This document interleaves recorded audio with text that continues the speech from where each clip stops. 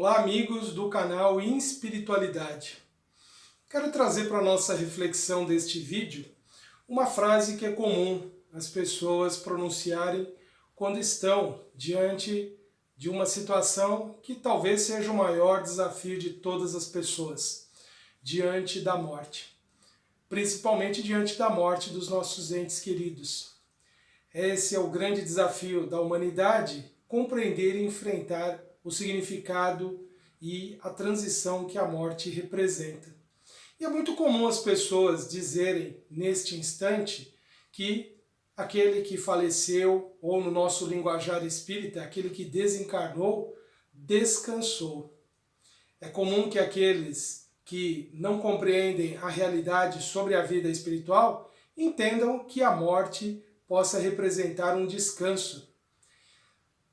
No entanto, muitas pessoas entendem que após a morte, o espírito ou a alma, seja lá o nome que se dê para aquilo que as pessoas acreditam que sobrevive ao nosso corpo, acaba, na concepção de muitos, enfrentando muitas dores e muitos sofrimentos na vida após a morte. E há aqueles, inclusive, que não acreditam em nada, acham que o término da morte física, ou melhor, o término da vida física representa o fim da vida. Existem aqueles que admitem que somente será desperto o homem após a morte num momento especial, no julgamento final que Deus vai realizar para condenar eternamente aqueles que não seguiram as suas leis segundo as crenças desses grupos, ou que levará ao paraíso aqueles que seguiram as suas leis também segundo esses critérios. Essas ideias elas circulam facilmente em todos os meios. Nós encontramos diariamente as pessoas expressando as suas crenças, as suas concepções nos meios mais diversos, em especial hoje nas redes sociais. E outro dia eu observava uma dessas ideias que representam as crenças então daqueles que acreditam que o homem, a mulher, após a sua morte, poderá enfrentar um destino terrível, um destino de muito sofrimento. Na imagem que você começa a observar agora comigo, há uma pessoa ali junto a um túmulo, a uma sepultura, e a frase "descanse em paz". E logo abaixo, uma cena dantesca, uma cena de sofrimento, certamente ali contestando essa ideia corrente de que muitos expressam, de que o seu familiar, o seu ente querido, vai encontrar na outra vida a recompensa que eles imaginam, mas que, de acordo com as crenças das pessoas, na verdade vai encontrar o sofrimento. E mesmo entre as pessoas que admitem as ideias espíritas, muitas vezes algumas ideias são veiculadas e levam uma impressão tão negativa na opinião pública quanto esta que nós observamos da imagem. Muitas pessoas, quando ouvem falar de que existe no mundo espiritual regiões de sofrimento, de grande dor, no mundo espiritual a existência de um lugar chamado Vale dos Suicidas, e quando surgem ali as explicações do que o espírito humano enfrenta após o seu desencarne, a sua natureza espiritual que vai defrontar, muitas pessoas podem igualmente ficar muito preocupadas com o destino dos seus entes queridos. O fato é que a realidade da vida espiritual ela é muito diversa e nós teríamos uma grande dificuldade para avaliar, para julgar qual seria a condição que as pessoas que nós nos relacionamos encontrariam no mundo espiritual. Certamente essas imagens que retratam muito sofrimento, muita dor, podem trazer um grande sofrimento para aqueles que ficaram, de ficarem se perguntando, se questionando o que aconteceu com o seu ente querido. Essa preocupação com eles pode, em alguns casos, então, trazer ali muito sofrimento e muita dor. E nós também podemos, quando não temos as informações e a suficiente convicção, perguntar: o que será de mim após a morte? Recentemente, ouvi de uma pessoa muito próxima essa pergunta, refletindo essa reflexão. E aí, o que esperar após o término da minha vida? Esclareci naturalmente a pessoa com o conhecimento que tenho da doutrina espírita e procurei explicar com base naquilo que agora passo a trazer para vocês, para a nossa reflexão neste vídeo, alguns itens de O Livro dos Espíritos, que é a nossa grande referência para a compreensão sobre as leis divinas e como elas encaminham o homem após a sua morte e mesmo aqui durante a vida terrena. Allan Kardec, quando devassou o mundo espiritual através das perguntas que ele formulou aos espíritos, ele buscou conhecer várias das condições que o homem enfrenta após a morte. E na questão 159, ele perguntou, ao investigar a perturbação que o espírito enfrenta após o seu desencarne ou durante o seu desencarne, ele perguntou assim: que sensação experimenta a alma no momento em que reconhece estar no mundo dos espíritos? Antes de trazer aqui a resposta, quero me recordar aqui e trazer a vocês uma ideia que eu ouvia quando criança, quando ainda não tinha acesso ao conhecimento que o Espiritismo proporciona. Era muito comum ouvir das pessoas dizendo que ninguém voltou para contar. Bem, naquela época já existia todas essas informações que hoje nós veiculamos e refletimos sobre elas. O fato é que aquele grupo que eu pertencia naquele momento não tinha acesso a esse conhecimento, ou se tinha, não dava credibilidade a ele. Bem, felizmente nós tivemos, sim, pessoas que voltaram da morte para contar através dos médiuns a respeito da realidade que o homem vai enfrentar após essa passagem tão marcante na sua existência, que é a morte do seu corpo físico. Quanto à veracidade, à credibilidade que essas ideias merecem, poderemos em um outro momento discutir. O fato é que neste momento admitimos como certas essas informações que nos ajudam a compreender e a refletir sobre o que podemos esperar da vida após a vida.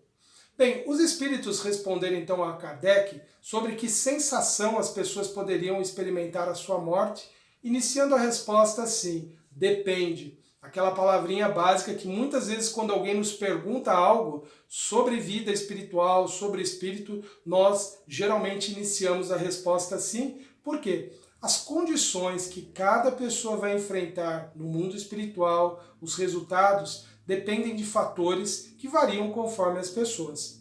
Bem, na sua resposta, depois de dizerem depende, os espíritos disseram assim: se praticastes um mal, impelido pelo desejo de o praticar, no primeiro momento te sentirás envergonhado de o haveres praticado.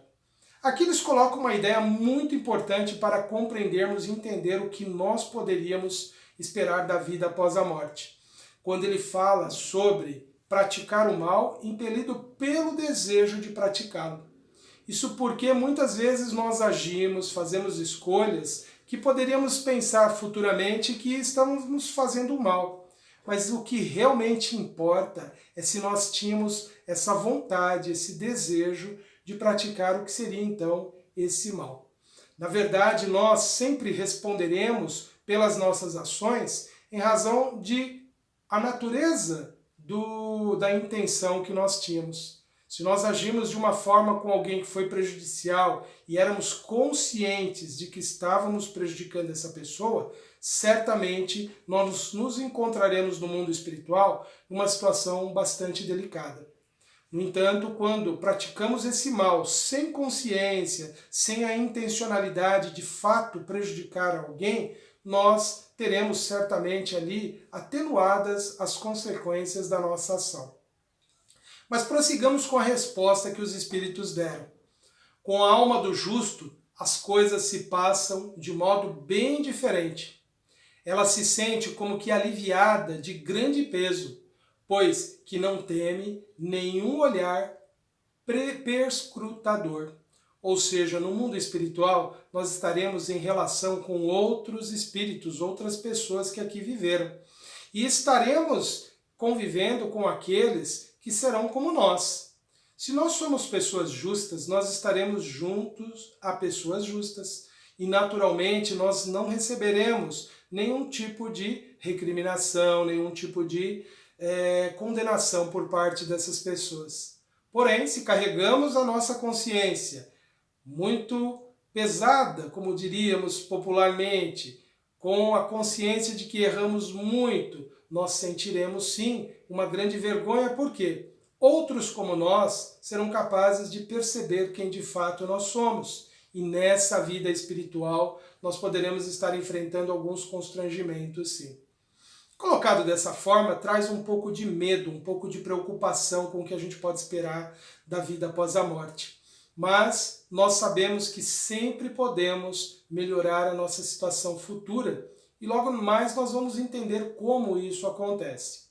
E uma outra questão que faz parte desse bloco de perguntas que Kardec fez para investigar a vida sobre a morte, na vida após a morte, na questão 164, Allan Kardec perguntou: a perturbação que se segue à separação da alma e do corpo é do mesmo grau e da mesma duração para todos os espíritos? E eles sabiamente responderam não, depende da elevação de cada um. E aqui nós já temos a resposta, se nós nos sentimos um pouco desconfortáveis com a vida que nós tivemos até o momento. Cabe-nos a nós agora, a partir desse momento, trabalharmos pela nossa elevação espiritual, porque será essa decisão, essa atitude que vai melhorar em muito as nossas condições futuras. Mas ele continua dizendo assim, o Espírito, nessa resposta: aquele que já está purificado se reconhece quase imediatamente, pois que já se libertou da matéria durante a vida do corpo. Enquanto que o homem carnal, aquele cuja consciência ainda não está pura, guarda por muito mais tempo a impressão da matéria. Então esse estado de perturbação que se sucede durante ali o processo da desencarnação e nos primeiros momentos que nós estaremos vivendo no mundo espiritual após a nossa morte, vai depender essencialmente do quanto temos a nossa consciência pura, o quanto nós estamos em paz com as escolhas que nós fizemos durante a vida e o quanto nós entendemos que as nossas ações nunca foram pautadas pela intencionalidade de causar o mal a alguém. Mas nos cabe uma reflexão. O que significa ter uma consciência pura? Qual é a condição daquele que possui essa consciência pura? Bem, é saber que não praticou o mal intencionalmente. É saber que as suas intenções sempre foram a de fazer o melhor, o bem para si e para o outro, sem agir de modo egoísta, sem agir pensando apenas em si mesmo. Nós podemos entender que a nossa consciência é o grande e importante guia que nos conduz durante a nossa existência na vida terrena e na vida após-morte. Na questão 621, questões bem adiante dessas que nós estamos analisando agora, Allan Kardec perguntou aos espíritos onde estava escrita a lei de Deus e eles disseram na consciência. Isso então nos ajuda a entender por que ter a nossa consciência pura é tão importante. É sabermos que nós seguimos essas leis que já estão inscritas em nós em razão da nossa evolução, das experiências que nós acumulamos. Podemos entender que a nossa consciência é tanto mais desenvolvida quanto mais propensos nós somos ao cumprimento dos nossos deveres e quanto mais nós cumprimos esses deveres. E a nossa consciência é tanto mais atrasada, tanto mais limitada na compreensão das leis divinas, quanto é a expressão do egoísmo em nossas vidas. Ou seja, quanto mais dedicados nós somos ao próximo, quanto mais nós nos dedicamos ao cumprimento dos nossos deveres, mais a nossa consciência refletirá a nossa capacidade de compreender as leis divinas. Quanto mais apegados nós seremos aos nossos próprios interesses, ao nosso bem-estar unicamente, ou seja, quanto mais egoístas nós formos, menos nós estamos compreendendo dessas leis divinas. Por isso que seria extremamente importante, a cada ato, a cada escolha que nós tomamos na vida, refletirmos se nós estamos, em nossa consciência, compreendendo de fato as leis divinas. Se de fato essas leis estão dentro de nós, nos indicando o caminho a seguir, o que fazer e o que realizar. O fato é que nós estaremos, então, no mundo espiritual, de acordo com as escolhas que nós fizermos no presente a partir da nossa consciência. E uma outra questão, voltando àquelas que nós estávamos refletindo sobre a vida após a morte, Allan Kardec perguntou, e ficou registrado na questão 65, o conhecimento do Espiritismo exerce alguma influência sobre a duração mais ou menos longa da perturbação? Lembre-se que estamos falando dessa perturbação da nossa existência após a morte. Esse estado de confusão que podemos entrar e um estado até mesmo de sofrimento. Ele nos pergunta se o conhecimento que o Espiritismo traz seria útil nesse sentido. E os Espíritos responderam assim, influência muito grande, porque o Espírito já antecipadamente compreendia a sua situação. Portanto, nós que já temos acesso ao conhecimento espírita, não vamos ficar surpresos com aquilo que nós vamos encontrar do lado de lá, porque afinal de contas, nós já nos conhecemos hoje. Nós já sabemos quem de fato nós somos, nós já sabemos de cada uma das nossas ações se nós estamos agindo intencionalmente para o bem de alguém ou intencionalmente para o mal dessa pessoa. Daí a grande importância de refletirmos sobre as nossas escolhas, porque nós podemos até alegar que não sabíamos o que estávamos fazendo, porém no íntimo, se pararmos e pensarmos no que estamos optando, no que nós estamos realizando, de fato, nós ouviremos em nossa consciência dizendo, continue ou pare nas suas ações. Então o conhecimento é extremamente importante. Porém, os Espíritos indicaram que algo muito maior nos trará o bem-estar no mundo espiritual aliado a esse conhecimento. Eles disseram assim para concluir a resposta à questão 165. Mas a prática do bem e a consciência pura são o que maior influência exerce. Ou seja, o bem que nós semeamos na vida, o bem que nós impregnamos nas nossas ações, em nossas palavras, nas escolhas que nós tomamos, esse será o nosso grande e efetivo protetor no mundo espiritual de todas as situações negativas que nós podemos imaginar. Podemos já ter errado muito nesta vida, mas a partir do momento que nós tomamos consciência da necessidade que temos de nos melhorarmos, nós já estamos aprimorando a nossa consciência. Ela já passará a refletir a nossa melhor compreensão sobre as leis divinas.